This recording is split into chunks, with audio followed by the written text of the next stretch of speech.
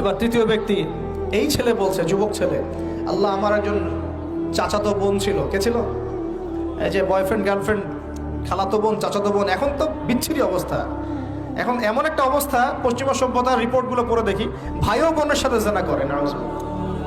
ওদের ওখানে নিজের আপন পিতার দ্বারাও মেয়ে সেক্সুয়াল হ্যারাসমেন্টের শিকার হয়। ওরা আমাদেরকে শেখায় এখন ভালো কোনটা মন্দ কোনটা, আর আমরাও আমাদের মাথাটা কবে যে বিক্রি করে দিলাম। ওদের কাছ থেকে ভালো মন্দ শিখতে হচ্ছে, কোরআন সুন্নাহ বাদ দিয়ে ওদের কাছ থেকে ভালো মন্দ শিখতে হচ্ছে। তো চাচাতো বোনকে সে খুব ভালোবাসতো, তাকে সে পেতে চাইতো, মানে তার সাথে সেক্সুয়াল সম্পর্ক করতে চাইতো।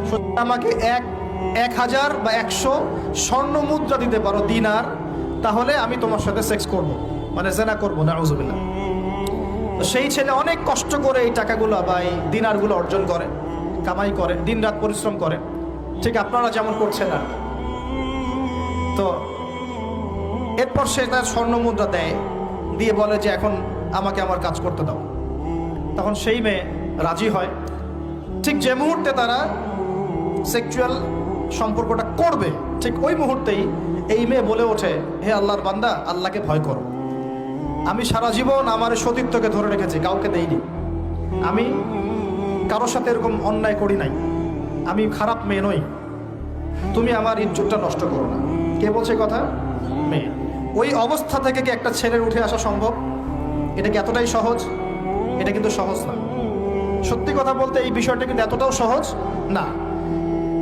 যারা অবিবাহিত তারা হয়তো বুঝতে পারবে না, বিবাহিতরা বুঝতে পারছে। তো ওই অবস্থা থেকে সেই টাকাগুলো না নিয়ে সেই স্বর্ণমুদ্রা মেয়েকে দিয়ে ওখান থেকে সেই ছেলে উঠে আসে আল্লাহর ভয়ে। সে এখন গুহার মধ্যে আটকা পড়েছে, আল্লাহকে বলছে, আল্লাহ ওই দিন ওই কাজ যদি তোমার সন্তুষ্টির জন্য করে থাকি, আজকে আমাকে মৃত্যুর হাত থেকে বাঁচাও। সমস্ত পাথর দপদপ করে সরে গেল গুহার মধ্যে।